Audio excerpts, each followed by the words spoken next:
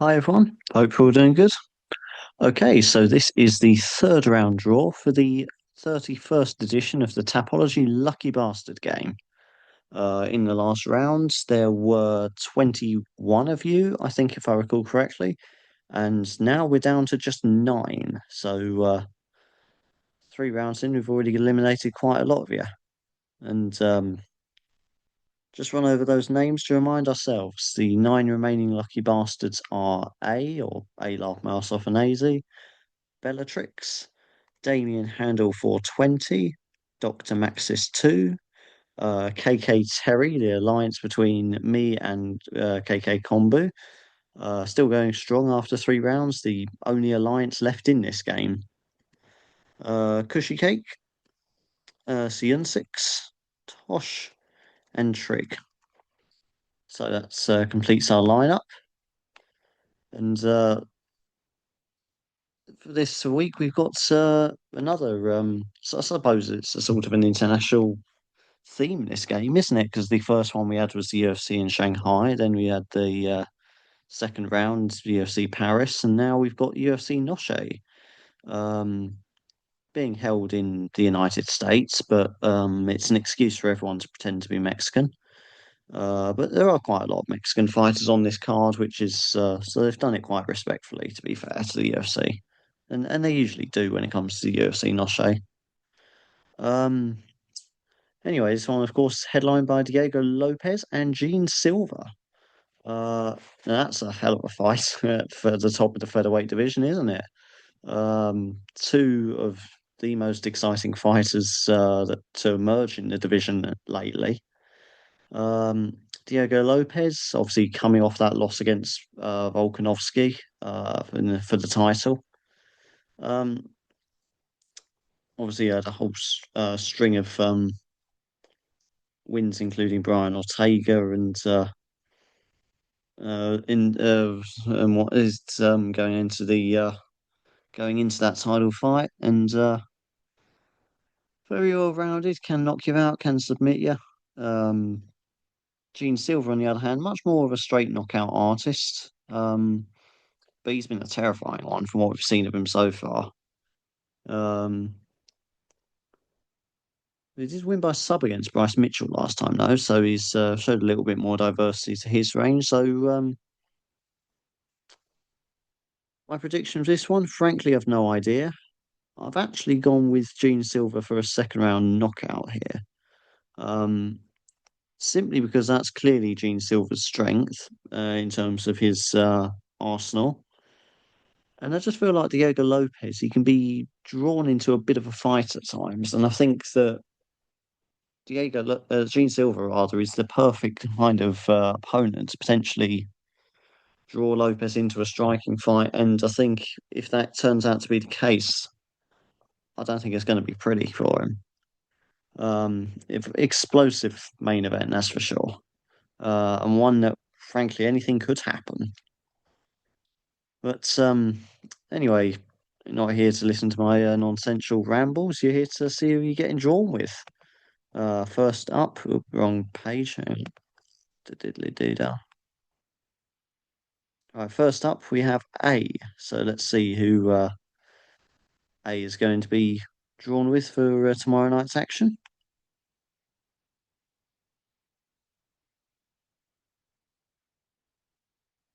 And he gets Rodrigo Cezinando, rather.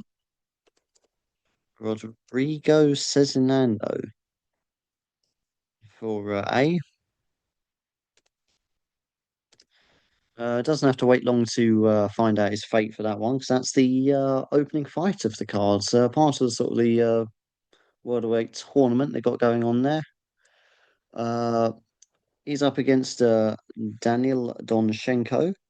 Obviously, both fighters making their UFC debuts, but I've gone with Donchenko because he's got, in my opinion, the higher quality regional experience. He's got a win over in ONE FC and also 5-1 in Nazia or Nasia FC, however you want to pronounce it, which it's a very respectable regional promotion. Uh, over sort of Eastern Europe or sort of I don't really know what you call that region really, sort of Central Asia, I suppose. Not Central Asia, but sort of Western Asia. I don't know. Not really that well versed in the geopolitical landscape, but it's they often have events in like Kazakhstan and places like that, and they have produced a lot of good talent. Quite a lot of fighters to emerge from the Middle East have come through Nazia or Nasia or whatever it's pronounced as in recent years. So having a good run of fights over there that does carry some weight to it. Uh, Donchenko's more of a knockout artist compared to Rodrigo's, who seems to be a bit more of a well-rounded one. He's got a more, at least in terms of his statistics, he's got a more even spread of submission and knockout wins. But just feel like the deciding factor here is going to be the quality of the opponents they've faced, and in on that metric, Donchenko's definitely got the upper hand there. So I've gone with Donchenko for a second round knockout there. But these two guys still early in their careers, still waiting to learn a lot about them. Um, if there's any fight on the card that's ripe for a potential upset, it's probably this one, given what's at stake and that both fights are still very new to this kind of level of fighting, I suppose, this UFC level.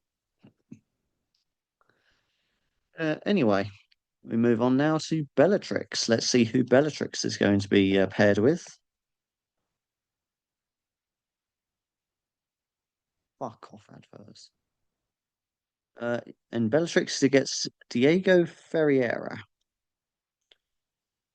Diego Ferreira there for Bellatrix.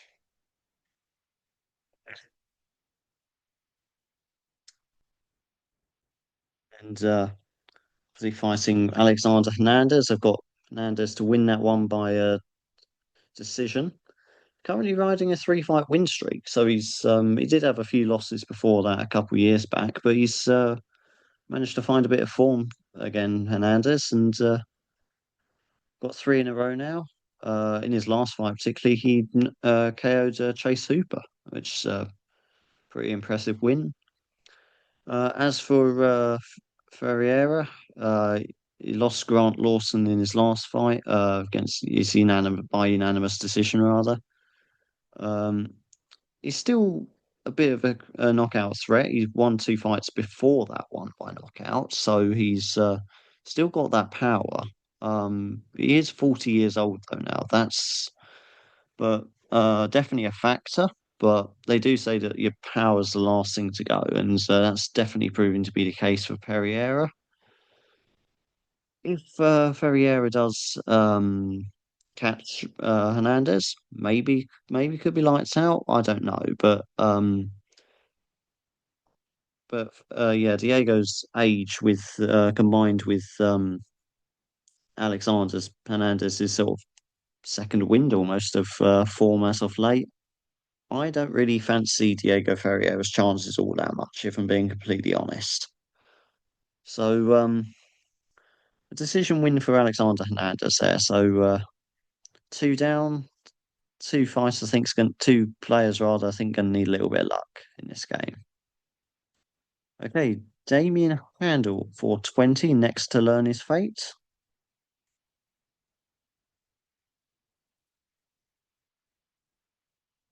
Gets Jesus Aguilar.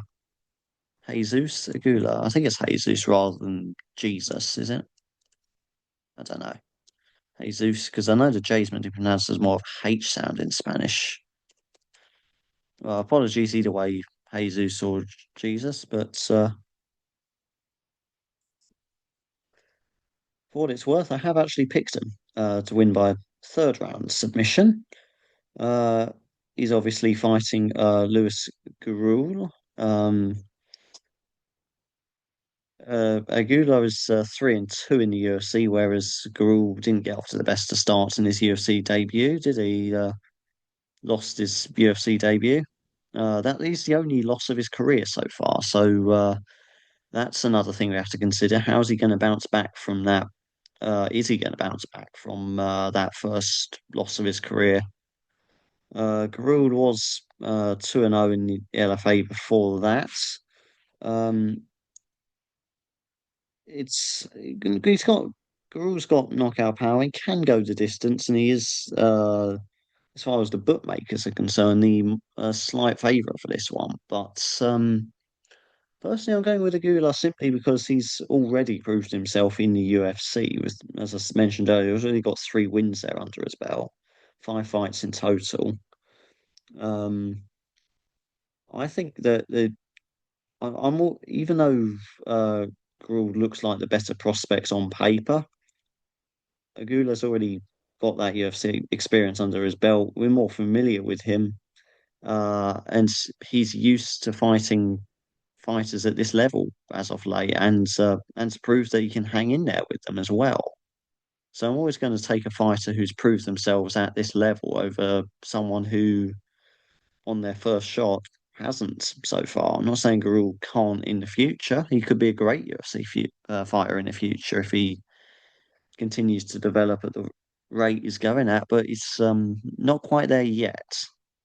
So a third round submission there for Goulart there, and funny enough, the first one I pick, and it's a slight underdog. So I don't know.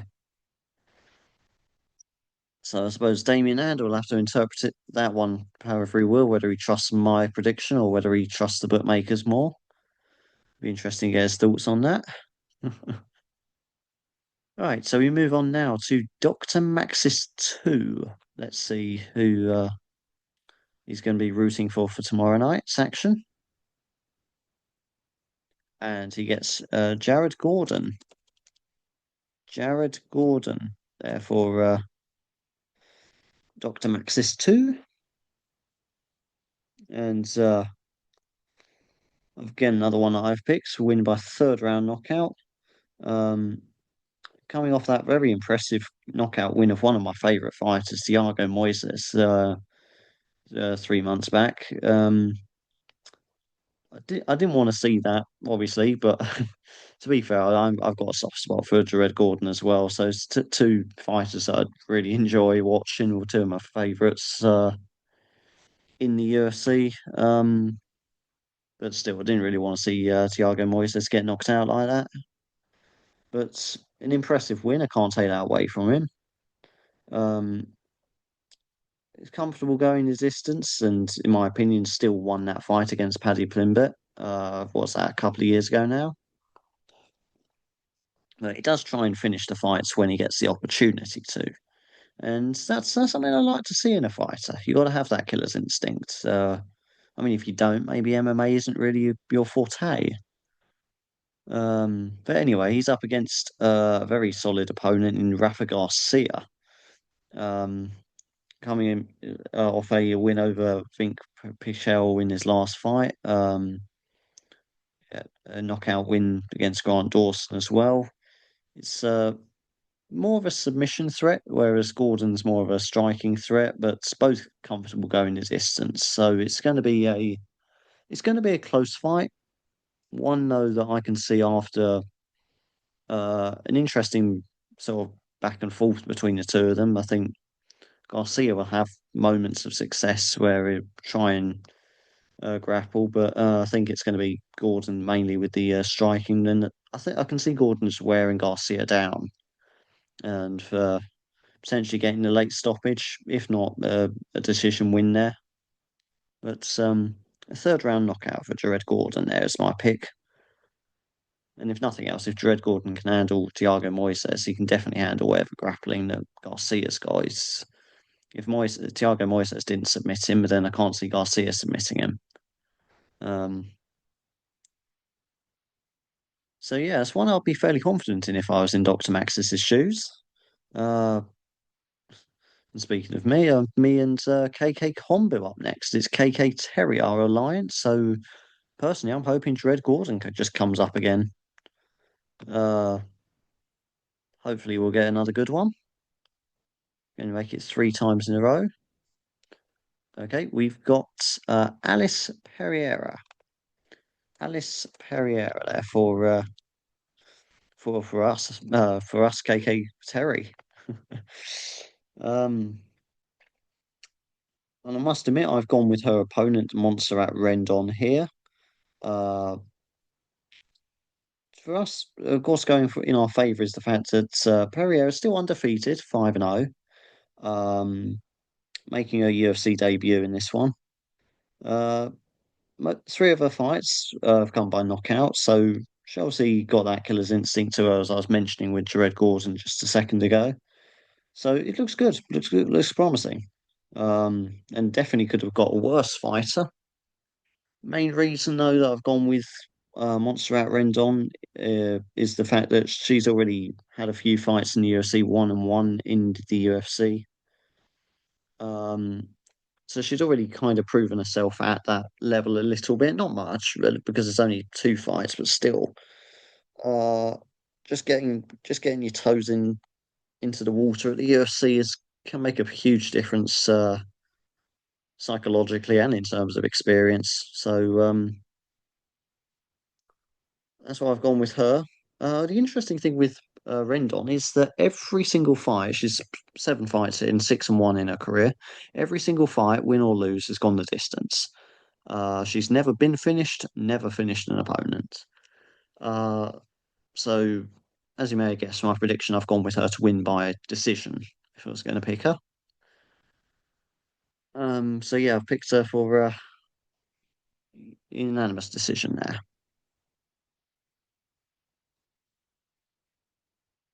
So, kind of going against the one that we've got. We're not we're not without a chance though. It's definitely could have been worse. Need a little bit of luck, but it's definitely not impossible you get the win here. Right. Okay, so we move on now to Cushy Cake. Let's see who the wheel decides to assign to Cushy Cake.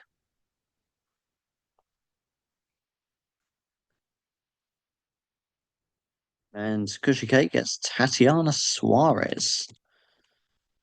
Tatiana Suarez there for Cushy Cake. And one of the ones I'm feeling more confident on. Second round submission. I've picked her against Amanda Lemos. Um, she's just coming off the loss to the strawweight champion Weili Zhang. That's again for Tatiana Suarez. That's the first time she's tasted defeat in her career. So it'd be interesting to see how she bounces back from that one. But to be fair, it's that was a good fight and put up a valiant effort in that fight. So she should be full of confidence, really. However, she's got a lot of good positives she can take away from that fight, and she's coming in as a heavy favourite here. I think it's like 400 and something, minus 400 and something for American odds. That's like 1 to 4 in normal fractional odds, or something like that. Um, as I say, her opponent Amanda Lemos, a little bit more experienced, little bit inconsistent though, as of late, with a sort of win loss, win loss, win loss, diddly doo dah, all over the place. Really, her recent records. One against Yasmin Lucindo last time out. Generally tries to go for a knockout where possible. So there's obviously always a risk that Suarez could just have her lights turned out any second, but I can't see that happening. I think Suarez is going to be too sensible, too cautious of the fighter for that. Interestingly, a couple of years back, Lemos also lost a unanimous decision against Weili Zhang. At this point, it doesn't really say much because, let's be honest, Weili Zhang pretty much laps the field in the strawweight division at this point. Uh, but it's just an interesting bit of trivia. Um, so I suppose in a way that's almost looking down on Tatiana and Amanda, really, isn't it? It's basically the most noteworthy bit of trivia about the fight is that another woman who they've both fought who's much better than both of them and it's not even in this fight or on this card.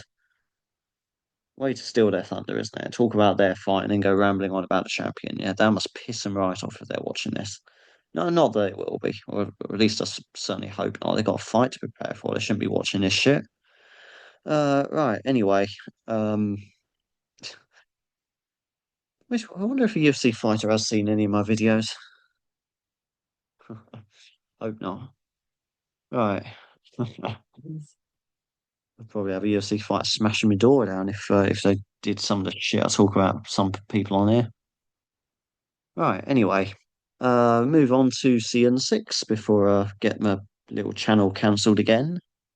Or well, I know that I've ever had a channel cancelled. This every time I've just forgotten my password, locked myself out, some bullshit like that. Anyway, CN6 next. Learn his fate. Before I ramble off about my grievances with YouTube trying to be nice and secure on my account, but CN6. Let's see what the wheel's got in store for you. And it gets Lewis Garul there for CN6.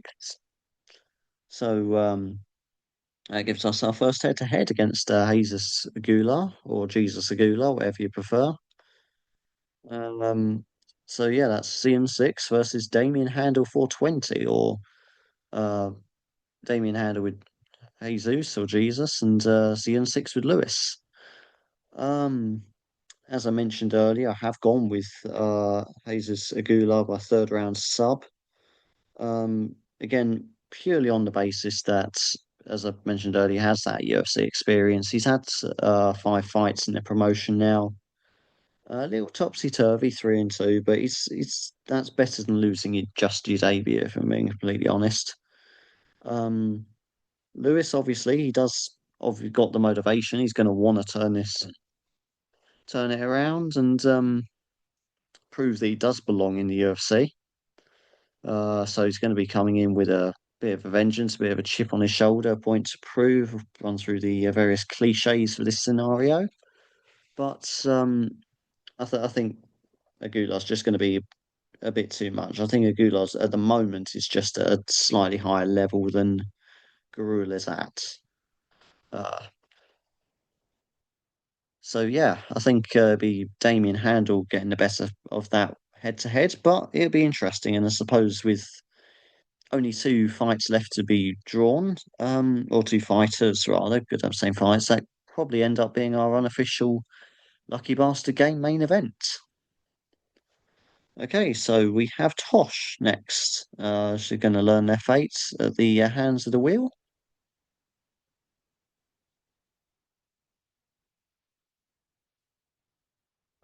And Tosh gets Dusko Todorovic. Uh, Dusko Todorovic there. Todorovic. I see. I think I spelled that right. I'm not going to attempt typing the accents in on this keyboard, but the most important thing, regardless even if I've not spelled the name right, is that I've picked Dusko to win by a third round knockout.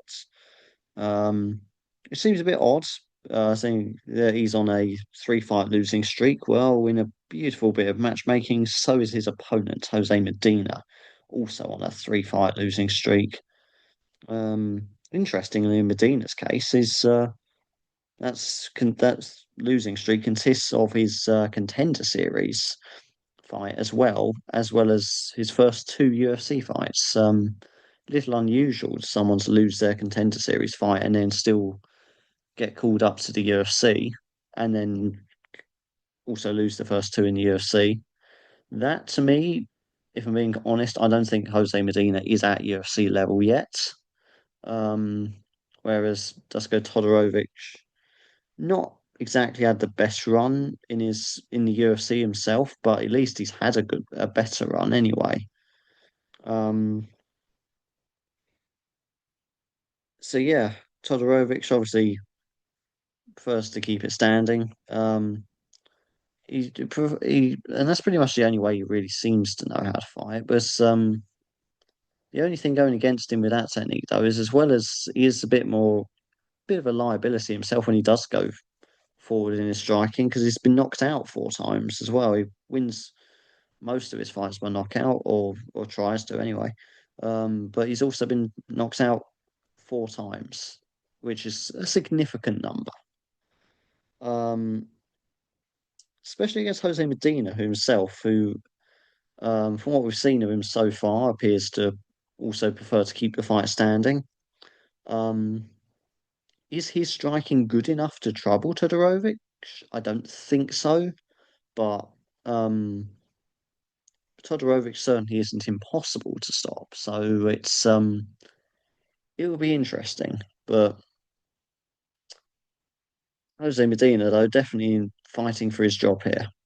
And to be fair, I think probably the same could be said for Todorovic, so to be honest. I mean, not exactly the biggest star in the UFC himself, and also on the three-fight losing streak. This is going to be a battle between two guys that want to stay in the promotion, prove their worth, prove their why they belong here. So it could be a very unpredictable fight, that. But one that I have foolishly predicted anyway. And yeah, I've gone with third round knockout for Todorovic. So I'm not sure if Tosh will be pleased to hear that or not, whether she believes I've jinxed it for her or not. I don't know. But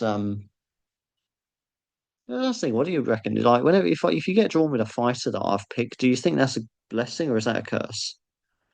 Um, be honest with it. I'd say this game's just a laugh anyway. Uh, I definitely cursed some of you in the past, that's for sure. But then there are other times that I've said, "Nah, this fighter hasn't had a chance," and then gone and made me look like a right old tit. But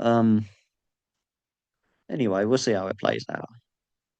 Right, so Trig is the last person now to in this round, last person to learn their fate. Let's see. One last spin for this week. Let's see who Trig is paired with. And Trig gets a fighter in the main event, Diego Lopez. Diego Lopez there for Trig. Yeah, as I mentioned in the intro, he's coming off that loss against Volkanovski, but you can't really hold that against him because his rise in the featherweight division was meteoric or diddly do outer space rocket, whatever the word is. But Volkanovski, frankly, is probably the featherweight greatest of all time. I'd certainly argue so. He can probably make a case for Jose Aldo in his prime, but he's up there in the conversation anyway.